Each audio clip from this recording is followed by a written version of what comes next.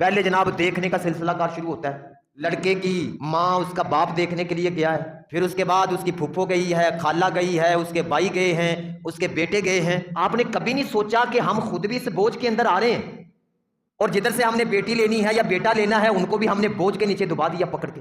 ایک مرتبہ گھر کے اندر مہمان آئے، ایک مرتبہ تو 5-6 ہزار کا خرچہ تو معمولی ہے، اور وہ رشتہ دیکھنے کی باری میں تقریباً 10 لوگوں کے چکر لگ رہے ہیں مختلف۔ پہلے جناب والدین آ رہے ہیں، پھر پھپھو آ رہی ہے، خالہ آ رہی ہے، پھر کوئی آ رہا ہے، فلانا آ رہا ہے، فلانا آ رہا ہے، اور بھائی وہ رشتہ دیکھنے ہی میں ہم نے جناب 70-80 ہزار کا خرچہ کر دیا پکڑ کے، جو کوئی ضروری نہیں تھا۔ اور جن کا نکاح ہونا تھا، شادی ہونی تھی، انہاں دوانوں نکرا چلاتا پڑ کے، ان کو پتہ ہی نہیں کیا ہو رہا ہے، کون جا رہا ہے، کیا دیکھا جا رہا ہے، ان کو کوئی نہیں خبر۔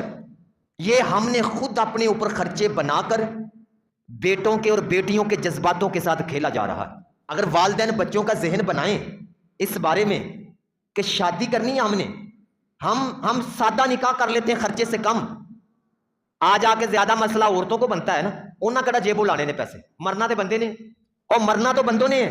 کیوں ان عورتوں کے پیچھے لگ کے آپ اپنے جناب شادیوں کو مہنگا کر رہے ہیں؟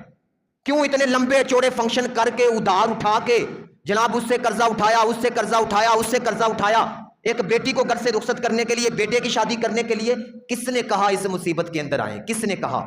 یہ والدین بچوں کا ذہن بنائے، کیوں نہیں بنتا ذہن؟ ماں خود ملوث ہے، کہندے ساڈا پہلا منڈا ہے تے پہلا ویاہ ہے تے اسی پوری دھوم دھام نہ کرنا، تسی تیسرا کر لو جی، ضروری پہلا کرنا تسی؟ یہ ہمارے معاشرے کے اندر یہ لفظ بن گئے۔